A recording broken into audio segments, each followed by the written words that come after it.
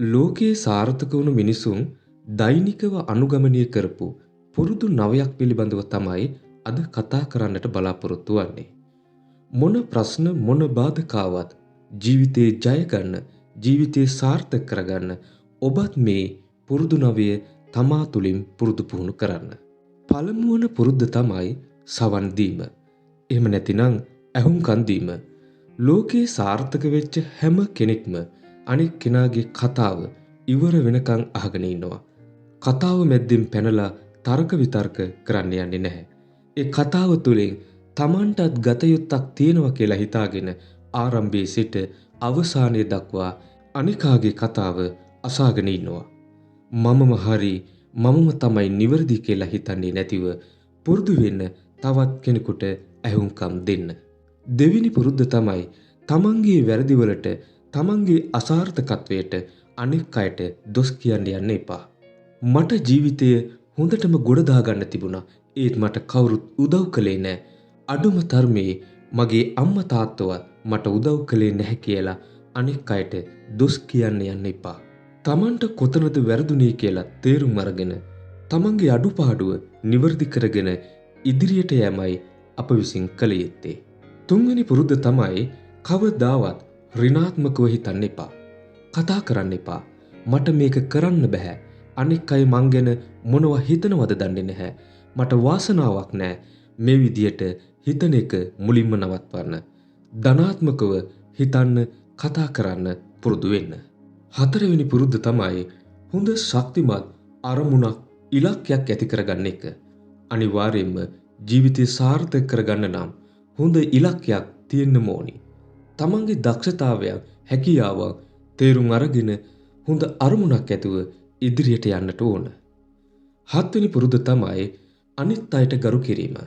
කෙනෙක් තමන්ට වඩා දුප්පත් වෙන්න පුළුවන්, අසරණ වෙන්න පුළුවන්, නූගත් වෙන්න පුළුවන්. කෙනෙක් තමන්ට වඩා පොහොසත් වෙන්න පුළුවන්. තත්වයේ තරාතිරම පසුබිම නොසලකා තවත් කෙනෙකුට ගරු කරන්න පුරුදු වෙන්න ඕනේ. කිසිම විටක තවත් කෙනෙකුට නිନ୍ଦා අපහාස කරන්න යන්න එපා. ඒක තමයි පස්වෙනි පුරුද්ද. හයවෙනි පුරුද්ද තමයි කවදාවත් වැඩ කල් දාන්න එපා. අද වැඩේ හෙටට කල් දාන්න එපා. අද මගේ හිතට හරි නෑ. අද වහිනවනේ.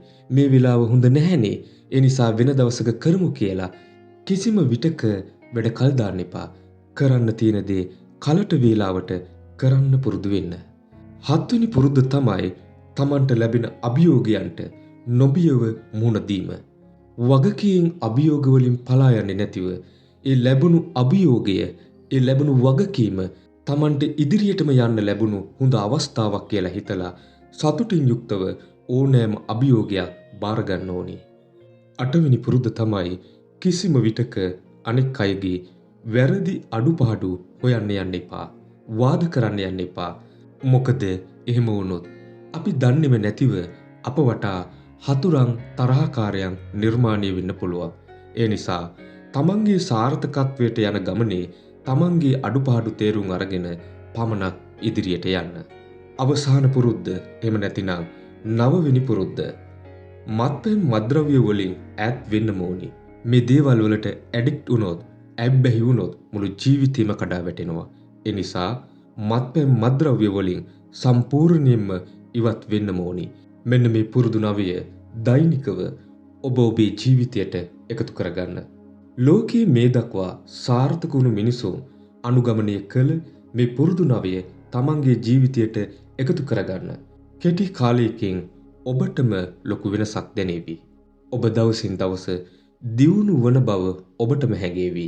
එහෙනම් ඔබ සියලුම දෙනාට සාර්ථකත්වයේ හිණි පෙත්තටම යන්න ලැබේවායි ප්‍රාර්ථනා කරමින් ගිහින් එන්නම්.